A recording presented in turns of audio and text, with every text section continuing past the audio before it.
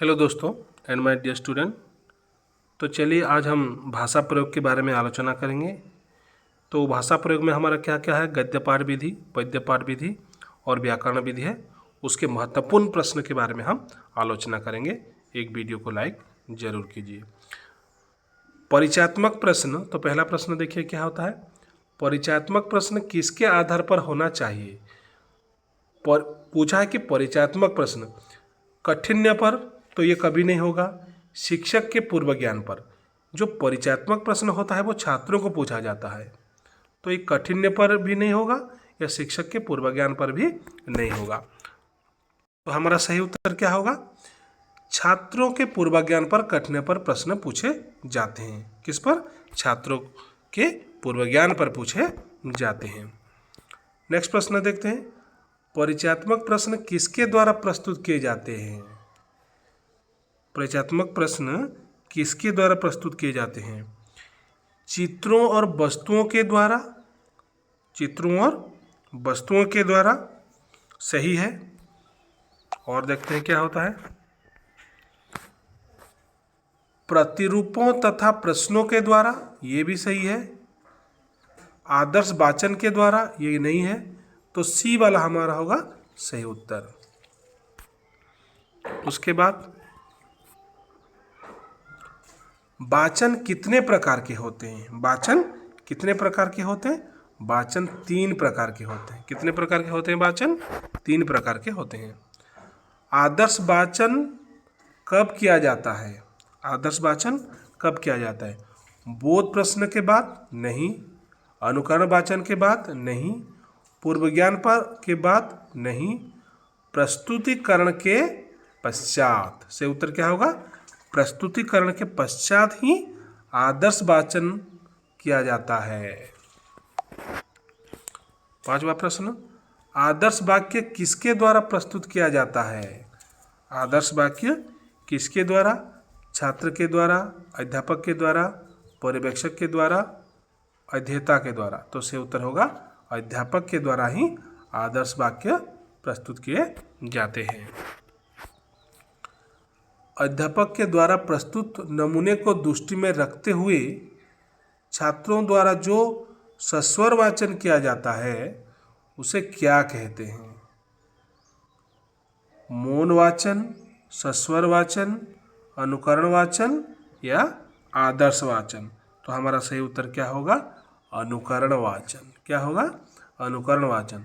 अध्यापक द्वारा प्रस्तुत नमूने को दृष्टि में रखते हुए छात्रों द्वारा जो सस्वर वाचन किए जाते हैं उसे अनुकरण वाचन कहते हैं। मतलब शिक्षक कुछ बोले उसी को छात्र रिपीट किए, दोहराए, तो वो होता है अनुकरण वाचन। लेखन के समय किस पर ध्यान देना जरूरी है। लेखन के समय किस पर ध्यान, पाठ की प्रकृति तथा समय, अक्षरक्रम, वर्तनी, शुद्धता।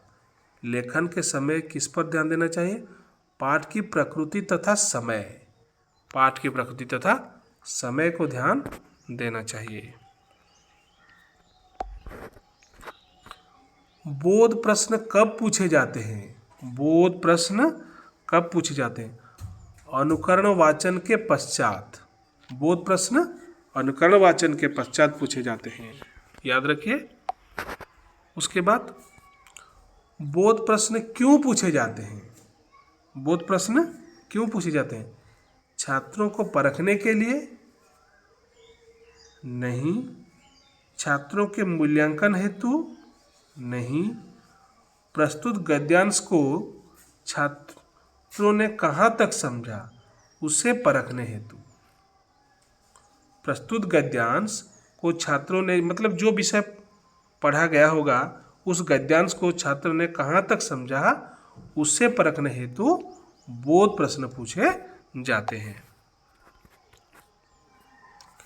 ज्ञानमूलक प्रश्न कब पूछे जाते हैं, सस्वर वाचन के पश्चात। से उत्तर क्या होगा, सस्वर वाचन के पश्चात ज्ञानमूलक प्रश्न पूछे जाते हैं। ज्ञानमूलक प्रश्न क्यों पूछे जाते हैं, से उत्तर होगा पाठ में प्रतिपादित विचारों को आत्मसात कराने हेतु। से उत्तर क्या होगा? पाठ में प्रतिपादित विचारों को आत्मसात कराने हेतु ज्ञानमूलक प्रश्न पूछे जाते हैं। चिंतामूलक प्रश्न क्यों पूछे जाते हैं? पाठ में प्रतिपादित विचारों को छात्रों ने कहाँ तक समझा है उसका मूल्यांकन करने हेतु चिंतामूलक प्रश्न पूछे जाते हैं।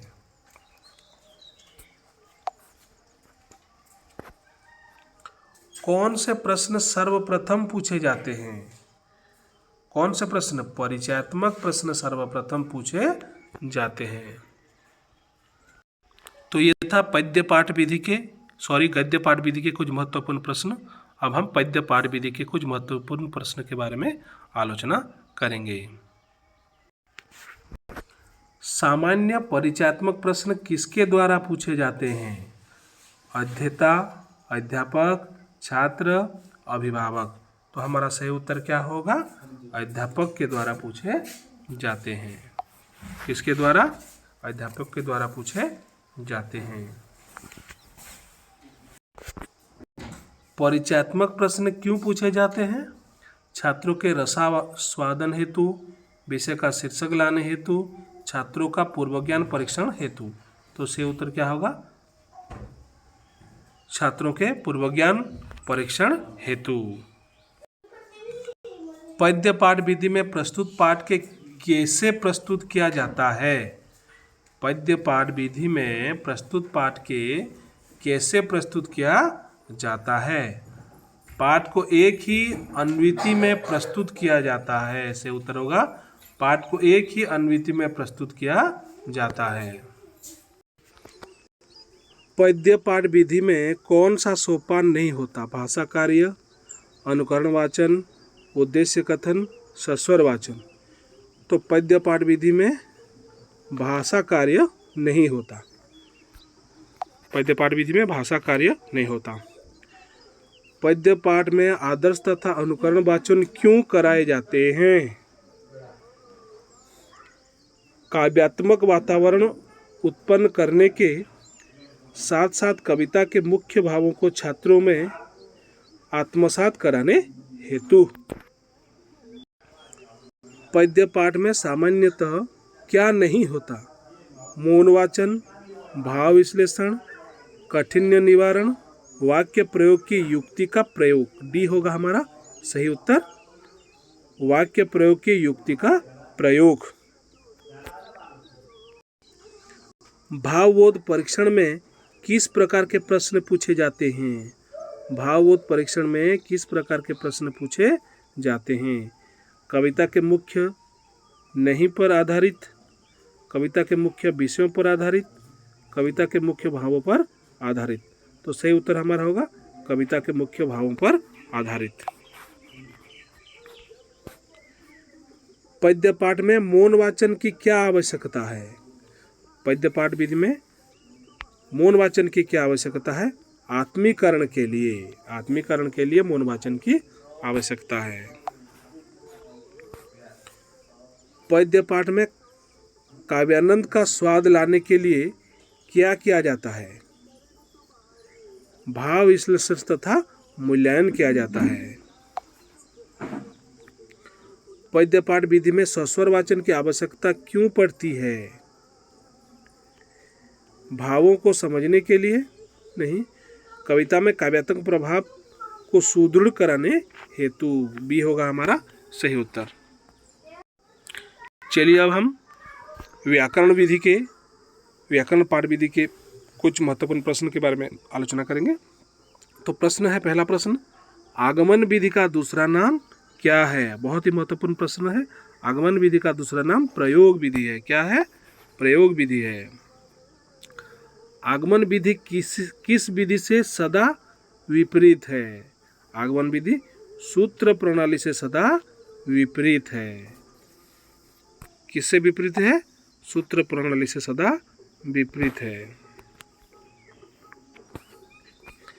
आगमन विधि की विशेषता क्या है? आगमन विधि की विशेषता नियम विद्यार्थियों से निकलवाए जाते हैं। नियम विद्यार्थियों से निकलवाए जाते हैं। आगमन विधि सबसे अच्छी विधि क्यों मानी गई है? इससे विद्यार्थी को उत्सुकता अंत तक बनी रहती है, इसलिए आगमन विधि सबसे अच्छी विधि मानी गई है, क्योंकि इससे विद्यार्थी की उत्सुकता अंत तक बनी रहती है। व्याकरण शिक्षण का अंत किस विधि से होता है? निगमन विधि से होता है। किससे होता है? निगमन विधि से होता है। पाठ को भली भांति समझने के बाद छात्र जिस विधि के द्वारा प्रश्नों का स्तर देता है उसका नाम क्या है? उसका नाम निगमन विधि है। क्या है? निगमन विधि है। व्याकरण पाठ के प्रारंभ में किस विधि में शिक्षादान करना चाहिए? निगमन विधि, सूत्र विधि, सहयोग विधि, आगमन विधि। तो सही उत्तर होगा आगमन विधि। छात्रों के सामने कतिपय उदाहरण प्रस्तुत करके उनसे पाठ का नियम निकलवाना किन विधि का अंतर्गत होता है? आगमन विधि का अंतर्गत होता है। अध्येता व्याकरण के नियमों को रटता क्यों है? अध्येता व्याकरण को नियम को क्यों रटता है? क्योंकि अध्यापक निगमन विधि से शिक्षादान प्रारंभ करते हैं। अध्यापक निगमन विधि से शिक्षादान प्रारंभ करते हैं।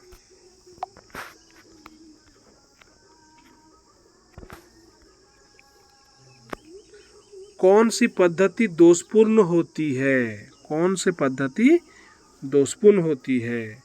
तो हमारा सही उत्तर क्या होगा? निगमन विधि से विषय प्रवेश करना। निगमन विधि से विषय प्रवेश करना दोषपूर्ण होता है। तो ये हो गया हमारा पद्य पाठ विधि, गद्य पाठ विधि और व्याकरण विधि कुछ महत्वपूर्ण प्रश्न दोस्तों। इसको आप ठीक से अभ्यास कीजिए। Best of luck. Thank you.